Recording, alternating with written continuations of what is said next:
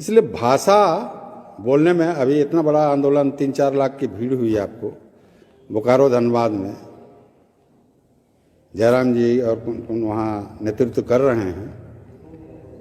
किसी के भाषण में कहीं किसी के प्रति कोई वैसी बात नहीं कही गई। अरे भाई, आप पूरे देश की बात कहते हैं कि एक ही संविधान, एक ही सब कुछ है, तो उसमें कहाँ रोक है? यहाँ रह रहे हैं, काम कर रहे हैं, बिजनेस कर रहे हैं, जो भी धंधा कर रहे हैं, कहाँ किसी को आपत्ति है? मगर जहाँ संस्कृति और भाषा पर चोट पहुँचेगा तो वहाँ आक्रोश होगा।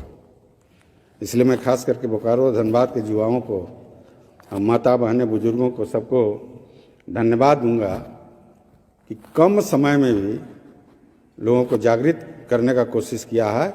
और आज आदिवासी मूलवासी में एक तरह से वहाँ से प्रेरणा मिली है और इसी की वजह से आज यहाँ बैठक हो रही है और 20 तारीख का कार्यक्रम आपने तय किया है। तो ये अपना अधिकार और हक की लड़ाई है, किसी दूसरे किसी वर्ग से लड़ाई नहीं है, सीधे सरकार के साथ लड़ाई है।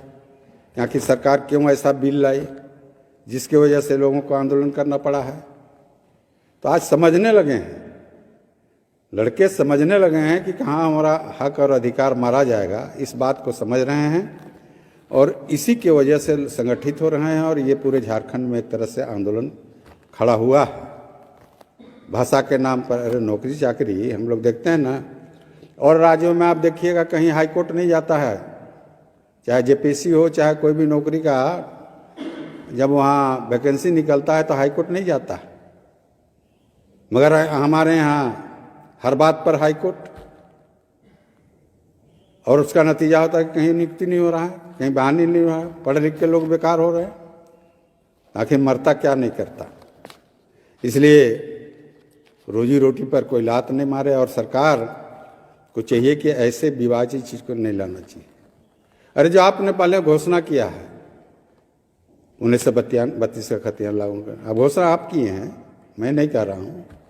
उसके बाद पिछड़ों को 27% आरक्षण देंगे। ये सब चीज़ें जो आपने बोला है, स्थानीय नीति बनाएंगे, 4th ग्रेड में और 3rd ग्रेड में सभी झारखंड मूलवासियों, आदिवासी मूलवासियों को नौकरी मिलेगा। ये कहते हुए आपने कहा है और आज क्यों पीछे हट रहे हैं? और यही है कि ऐसे गलत कानून, जो भाषा का विवाद आपने खड़ा किया है, इसको वापस किसी भी तरह से, अब जिस भाषा को आप यहाँ मांगते हैं, मैथिल हो और आपको भोजपुरी हो, ये 2 भाषा हम लोग जानते थे, बाकी अंगिका वगैरह पहली बार सुन रहे हैं। ये भाषा पता नहीं कहाँ से आया। तो इस तरह का आप यहाँ रहिए, कमाइए, खाइए, कोई आपत्ति नहीं, मगर हमारा संस्कृति और भाषा पर चोट मारिएगा तो ये कभी बर्दाश्त नहीं की जाएगी। ये मैं